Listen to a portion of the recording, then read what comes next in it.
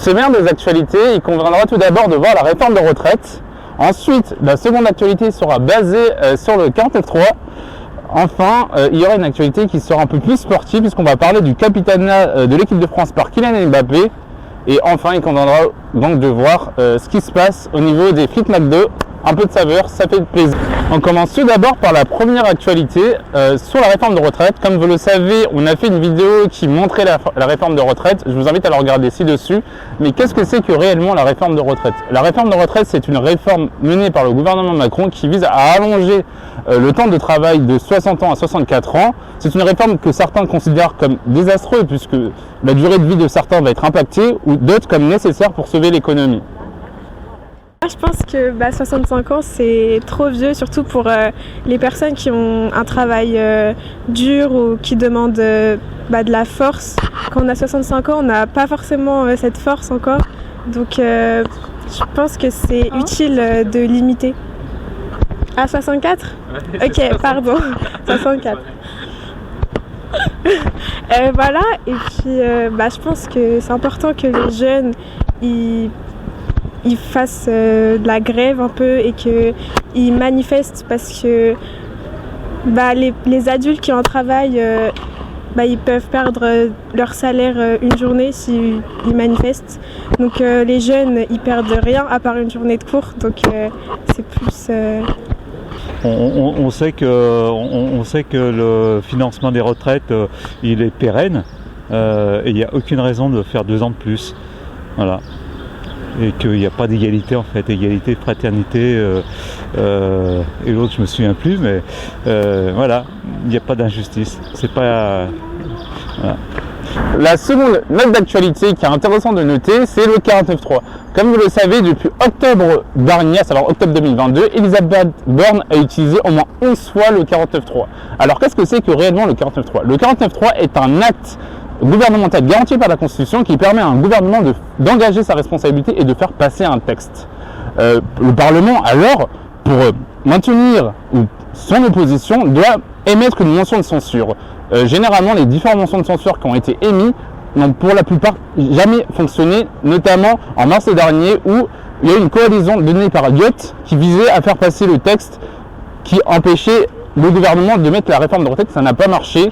Donc ça représente réellement un défi démocratique puisque la séparation des pouvoirs n'est pas garantie, mais aussi un défi un peu plus parlementaire puisque le Parlement n'est pas respecté. Du coup en soi le 49.3 en tel quel ce que c'est, de base je comprends parce que c'est pour des situations de crise et tout, mais là pour les raisons pour lesquelles ça a été utilisé, je trouve que du coup je comprends totalement le mécontentement des Français et normalement quand il y a 80% de la population qui est contre cette réforme, contre la réforme des retraites, utiliser le 49.3 c'est pas digne d'un gouvernement qui se dit démocratique. Donc ouais, je comprends totalement les manifestations. Et Ce que j'en pense, c'est qu'il est un peu utilisé trop souvent et qu'on s'éloigne un peu de la démocratie quand on a beaucoup de 49.3 quoi. Autour des retraites, c'est un sujet un peu à part, mais utiliser systématiquement le 49.3 fait que oui, on laisse pas l'opposition s'exprimer et on n'en tient pas compte. Alors après, sur certains types de réformes obligatoires, je comprends la nécessité de le faire. En revanche, je trouve qu'il y a beaucoup de lois qui sont passées en 49.3. La troisième actualité concerne le capitanat de l'équipe de France.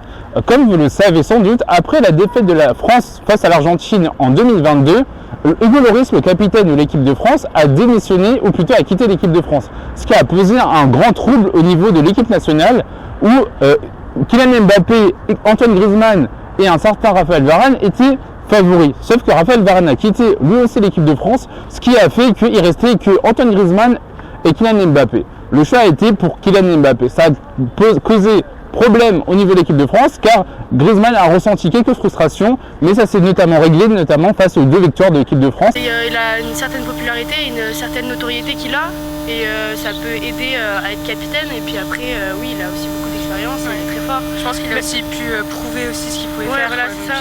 Il a prouvé aussi des choses. Très bon joueur. Même si Griezmann il a plus d'expérience, au final c'est un avis subjectif concernant le coach et tout ça. Dans tous les cas, les 2 joueurs le méritaient.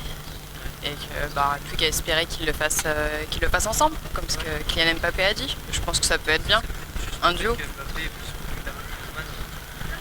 Bon, c'est sûr que avec la Coupe du Monde et les derniers mois, les dernières années, oui, Mbappé était un petit peu plus mis en avant que Griezmann, mais les deux joueurs sont très bons, donc après, c'est des choix au-dessus.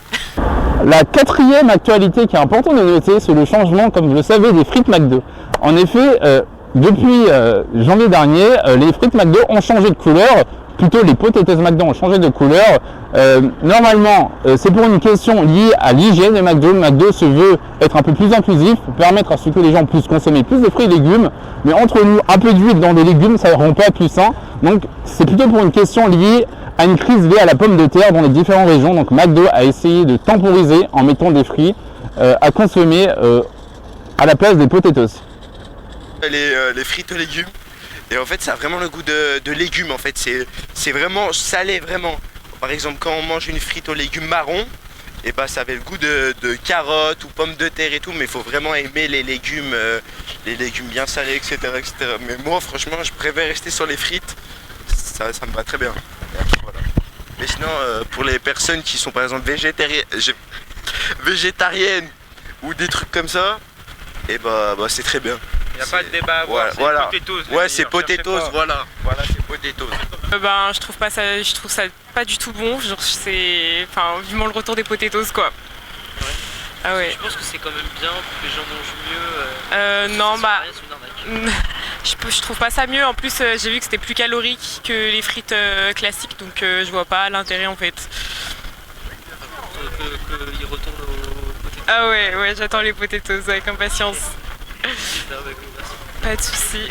Voilà, ça a été les 5 actualités du mois, un peu plus spéciales puisque aujourd'hui les Lyonnais ont participé à l'élaboration des sujets, notamment par leur avis. J'espère que vous avez kiffé cette actualité, ces actualités. J'espère aussi que vous avez kiffé ce qu'on a fait, les montages, etc. Et pour plus d'intérêt, si vous voulez faire partie de l'équipe Talkion, puisque l'année prochaine on va renouveler le bureau, l'équipe et tout ça, je vous invite à nous écrire un MP sur Instagram, ou au contraire, si vous avez quelques inconvénients, je vous invite aussi à nous écrire un message, c'est aussi important, ça permet de faire évoluer l'association. Et voilà, abonnez-vous et bonne fin de révision.